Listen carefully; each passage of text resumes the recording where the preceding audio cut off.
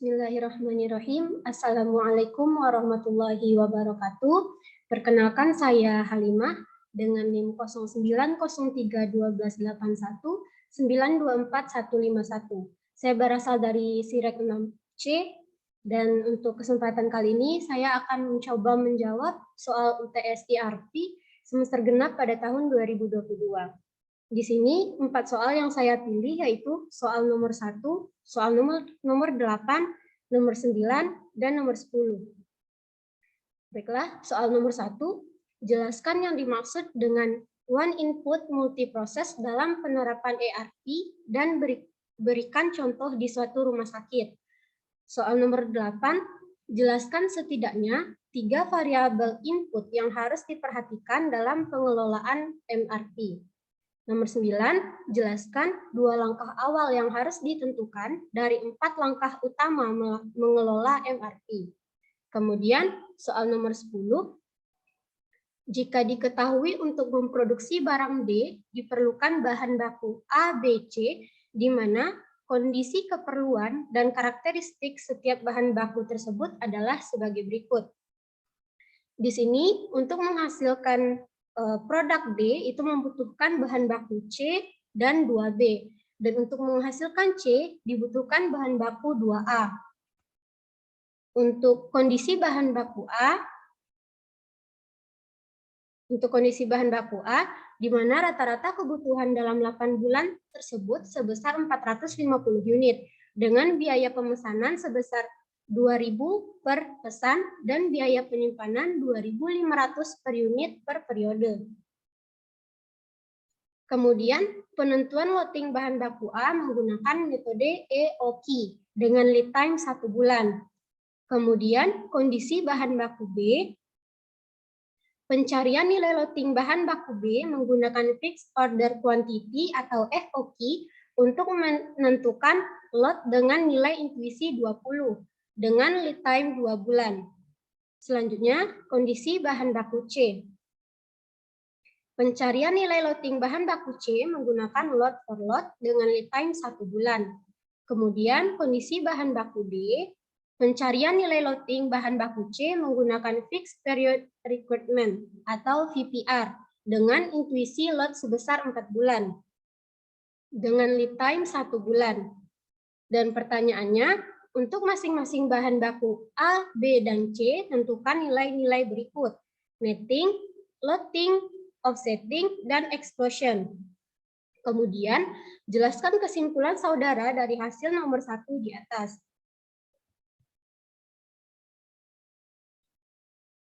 Baiklah, saya akan mencoba untuk menjawab soal-soal tersebut. Untuk yang pertama, soal nomor 1, jelaskan yang dimaksud dengan one input multiproses dalam penerapan ERP dan berikan contoh di suatu rumah sakit. Maksudnya di sini adalah dalam implementasi ERP dengan satu proses input dapat menghasilkan berbagai macam output yang telah terintegrasi. Software dapat terintegrasi dengan sebagian besar proses bisnis yang ada di dalam organisasi dan mampu mengolah sebagian besar transaksi yang ada di dalam organisasi. Contohnya, dalam rumah sakit misalnya, pegawai menginput data riwayat sakit pasien ke dalam sistem ERP, maka sistem dapat melakukan berbagai proses yang menghasilkan banyak data yang dibutuhkan oleh rumah sakit, seperti obat apa saja yang dibutuhkan pasien, atau siapa saja dokter yang dapat menangani pasien tersebut, beserta jadwal bertemu dokter. Kemudian, lanjut soal nomor 8, jelaskan setidaknya 3 variabel input yang harus diperhatikan dalam pengelolaan MRP. Baiklah, yang pertama itu adalah jadwal induk produksi, merupakan proses alokasi untuk membuat sejumlah produk yang diinginkan, dengan memperhatikan kapasitas sumber daya seperti pekerja, mesin, dan bahan yang dimiliki. Didasarkan pada peramalan atas permintaan independen dari setiap produk akhir yang dibuat. Hasil peramalan sebagai perencanaan jangka panjang yang digunakan untuk merencanakan produksi agregat sebagai perencanaan jangka menengah. Dan akhirnya dibuat rencana detail jangka pendek untuk menentukan jumlah produksi untuk setiap produk akhir, beserta periode waktu untuk suatu jangka perencanaan. Rencana detail jangka pendek inilah yang disebut dengan jadwal induk produksi. Kemudian, status atau catatan persediaan. Menggambarkan status semua item yang ada dalam persediaan.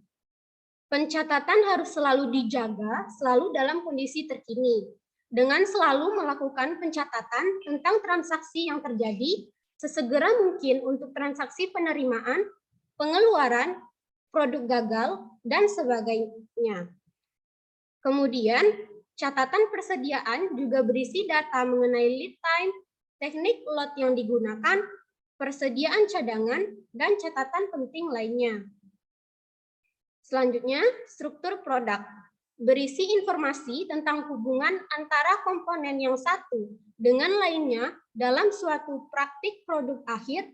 Informasi ini sangat penting dalam penentuan kebutuhan kotor dan kebutuhan bersih. Berisi informasi mengenai nomor item, jumlah yang dibutuhkan untuk setiap perakitan, dan jumlah produk akhir yang harus dibuat. Selanjutnya, pesanan komponen dari luar. Pesanan ini tidak digunakan untuk pesanan independen, tetapi lebih pada pihak luar yang membutuhkan. Misalnya, untuk service part, pesanan antar perusahaan, dan untuk kepentingan yang tidak berhubungan dengan produksi, seperti eksperimen, pengujian, promosi, dan pemeliharaan. Karena akan mempengaruhi perencanaan produksi, maka pesanan ini juga harus diperhitungkan. Selanjutnya yang terakhir yaitu peramalan permintaan independen. Peramalan ini digunakan untuk komponen yang dibutuhkan oleh produksi, tetapi di luar sistem MRP.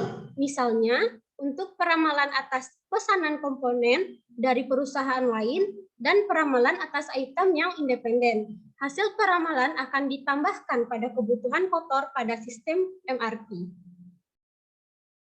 Selanjutnya, soal nomor 9, jelaskan 2 langkah awal yang harus ditentukan dari 4 langkah utama mengelola MRP. Yang pertama, netting. Netting merupakan proses perhitungan untuk menetapkan jumlah kebutuhan bersih. Didapatkan dari selisih antara kebutuhan kotor dengan keadaan persediaan, baik persediaan yang ada di dalam gudang maupun yang sedang dipesan. Informasi yang diperlukan yaitu yang pertama, kebutuhan kotor untuk setiap periode. Merupakan jumlah dari produk akhir yang akan dikonsumsi oleh konsumen. Disebut juga dengan permintaan yang independen. Kemudian yang kedua, persediaan yang dimiliki pada awal perencanaan. Persediaan menunjukkan jumlah produk akhir yang ada di gudang bahan jadi. Sedangkan rencana penerimaan adalah jumlah produk yang akan dihasilkan pada perencanaan periode sebelumnya. Kemudian yang ketiga, rencana penerimaan untuk setiap periode perencanaan. Jumlah produk yang akan dihasilkan pada perencanaan periode sebelumnya. Selanjutnya loading. Loading merupakan proses menentukan besarnya pesanan yang optimal berdasarkan hasil dari perhitungan kebutuhan bersih. Metode untuk menentukan lot ini ada 4. Yang pertama yaitu Fixed Order Quantity atau FOQ, kemudian Economic Order Quantity atau EOQ, kemudian Lot for Lot atau L for L, kemudian Fixed Period Requirement atau VPR. Kemudian soal nomor 10. Untuk soal nomor 10, untuk pengantarnya, yaitu yang pertama kita akan mencari netting. Netting yaitu jumlah kebutuhan bersih. Kemudian kita akan mencari nilai loading, yaitu berisi baris nilai yang berada pada baris kolom lot tiap bahan baku. Yang nantinya akan lebih dijelaskan pada perhitungan tabel. Kemudian offsetting, yaitu nilai yang dilihat dari kebutuhan bersih, yang penentuan posisi offsetting itu berdasarkan lead time tertentu.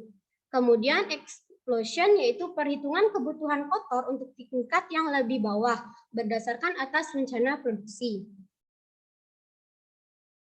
Baiklah, untuk sistemnya yaitu untuk memproduksi barang D, maka dibutuhkan komponen C dan 2B. Sedangkan untuk menghasilkan C itu dibutuhkan komponen 2A. Kemudian untuk menyelesaikannya kita harus menghitung nilai dari kolom D terlebih dahulu karena D merupakan hasil produksi. Jadi untuk menyelesaikan C, B, dan 2A maka harus menyelesaikan D terlebih dahulu. Untuk kondisi bahan baku D menggunakan Fixed Period Requirement VPR. Pencarian nilai loading bahan baku.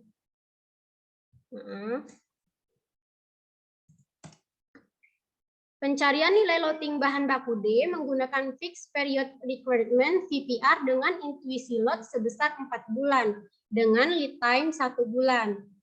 Untuk yang angka yang di bold ini berarti sudah diketahui di soal dengan kebutuhan kotor yaitu 10, 15, 20, 15, 28, 15, 20, 23. Kemudian jadwal penerimaan persediaan itu di bulan 3 ada 20 dan persediaan di tangan saat ini 28. Jadi ini kita kurangkan saja. 28 dikurang 10, 18. 18 dikurang 15, 3. 3 kurang 20 ditambah 20, 3. Kemudian 15 dikurang 3 masuk di kebutuhan bersih itu 12. Lalu lanjut turun 28, 15, 20, 23. Kemudian untuk ukuran lot, karena di sini menggunakan metode Fixed Period Requirement atau VPR dengan intuisi lot sebesar 4 bulan, jadi untuk ukuran lotnya itu dikelompokkan menjadi 4 bulan. Yaitu yang pertama itu 12, untuk 0 dikurang 12, 12. 12 dikurang 0, 12. 12 dikurang 0, 12. 12 dikurang 0, 12. Dan 12 dikurang 12, 0. Karena di sini sudah persediaannya sudah 0, maka lot dimulai lagi. Untuk penentuan lot yang 86 ini dijumlahkan dari 4 bulan nilai di atasnya, yaitu 28 ditambah 15 ditambah 20 ditambah 23, jadinya 86. Kemudian 86 dikurang 28 menjadi 58. 58 dikurang 15, 43. 43 kurang 20, 23. Dan 23 dikurang 23 itu 0. Kemudian nilai offsetting. Offsetting ini penempatan untuk nilainya itu berdasarkan dari kebutuhan bersih dengan ketentuan soal tadi yaitu lead time 1 bulan. Jadi untuk kebutuhan bersih ini dimajukan posisinya selama 1 bulan dari kebutuhan bersih. Ini untuk offsetting. Lalu untuk kebutuhan ini nilainya berdasarkan dari kebutuhan bersih yang ini. Tapi dimajukan 1 bulan karena ketentuan soalnya yaitu lead time 1 bulan. Selanjutnya, jadi jumlah nettingnya yaitu jumlah kebutuhan bersihnya 12 ditambah 28 ditambah 15 ditambah 20 ditambah 23 menjadi 98. Selanjutnya, yaitu kondisi bahan baku B. B itu bernilai 2B untuk menghasilkan D.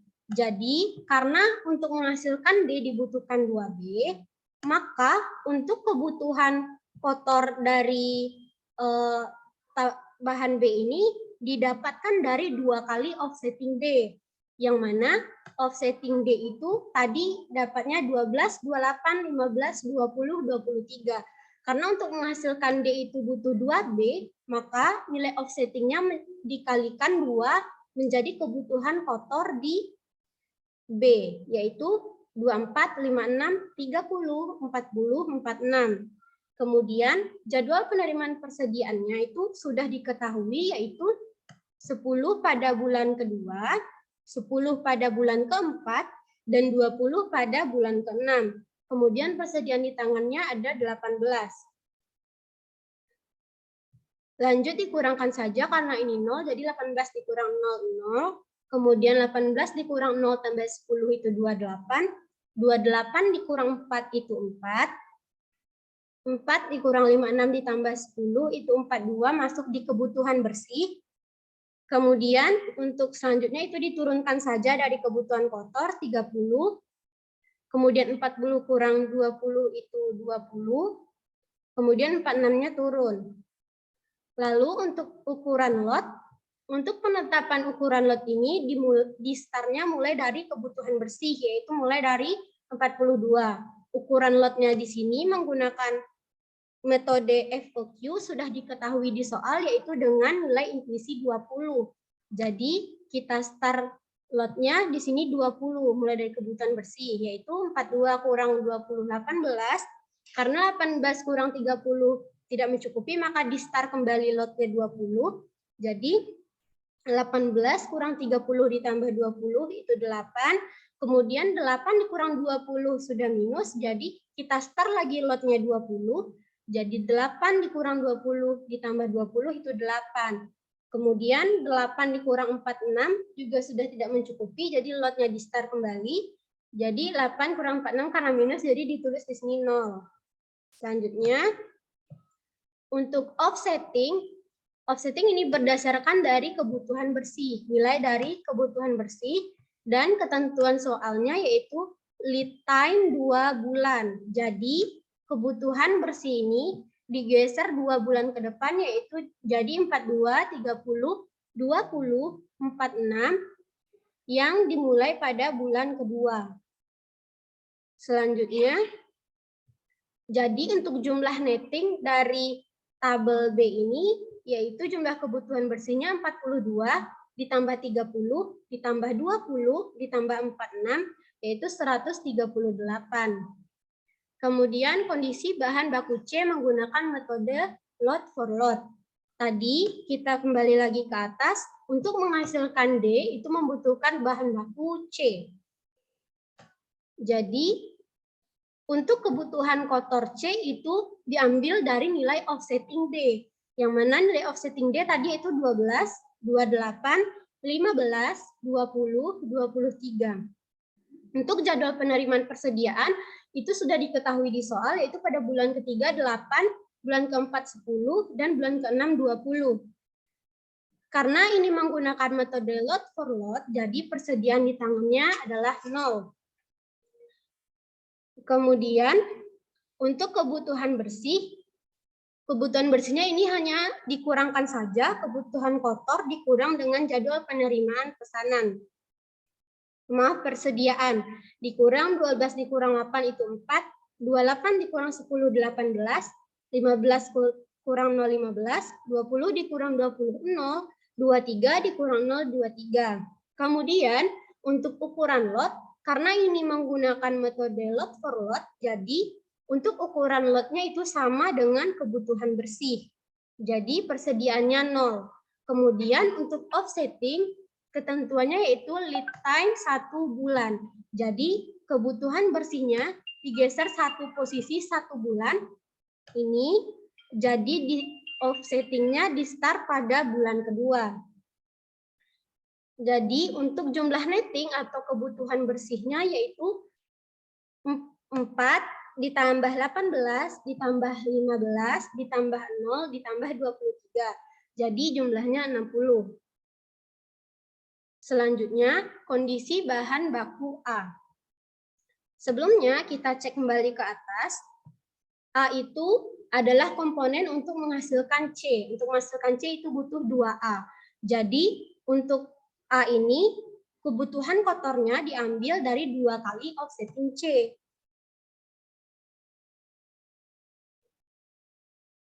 Nah, jadi untuk yang tabel A itu kebutuhan kotornya 2 kali offsetting C. Jadi didapat kebutuhan kotor di sini 8, 36, 30, 0, 46. Kemudian untuk jadwal penerimaan persediaan itu sudah diketahui di soal, pada bulan ketiga itu 15, pada bulan ke-6 20, kemudian persediaan di tangannya ada 22. Jadi ini dikurangkan saja, 22 dikurang 0, 22, kemudian 22 dikurang 8 itu 14.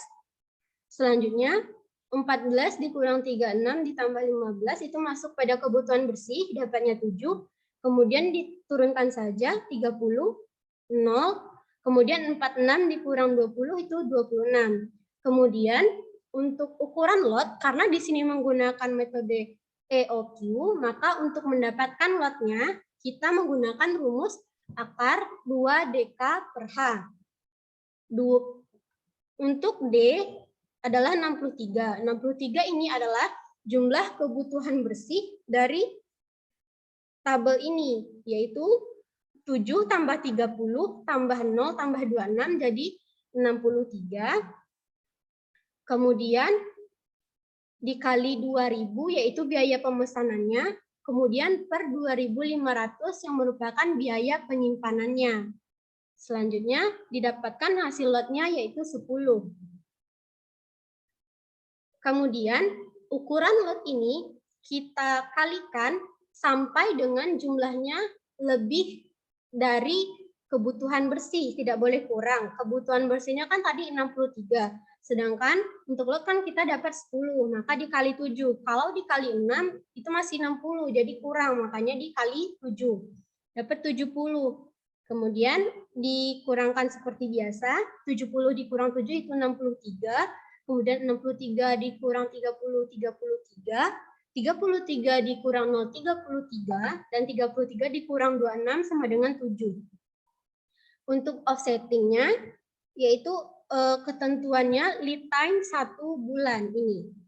Lead time 1 bulan. Maka kebutuhan bersihnya kita majukan 1 bulan. Jadi dimulai pada bulan kedua. Untuk netting itu 63.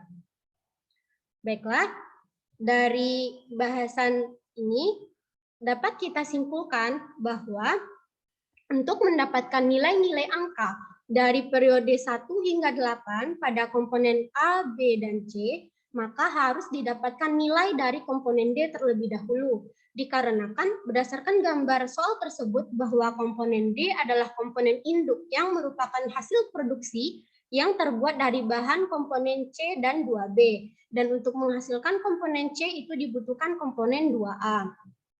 Kemudian apabila nilai pada komponen D terjadi kekeliruan dalam menghitung, maka akan berpengaruh kepada komponen lainnya. Selain itu, untuk mencari nilai netting, loading, offsetting, dan explosion ini memiliki keterkaitan satu sama lain. Netting merupakan nilai dari kebutuhan bersih. Loading merupakan nilai yang bisa didapatkan dengan rumus tertentu seperti pada metode EOQ atau bisa juga sudah diketahui dari soal yang telah diberikan.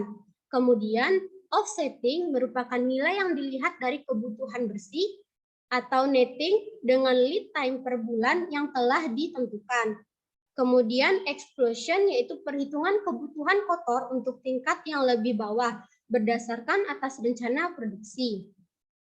Untuk mendapatkan nilai-nilai tersebut, maka harus diperhatikan dengan ketelitian agar tidak terjadi kekeliruan, yang mana jika salah satu saja ada kesalahan dalam menghitung nilai, maka besar kemungkinan hitungan nilai berikutnya juga akan salah. Baiklah, sekian presentasi saya. Apabila ada kesalahan, saya mohon maaf. Terima kasih. Wassalamualaikum warahmatullahi wabarakatuh.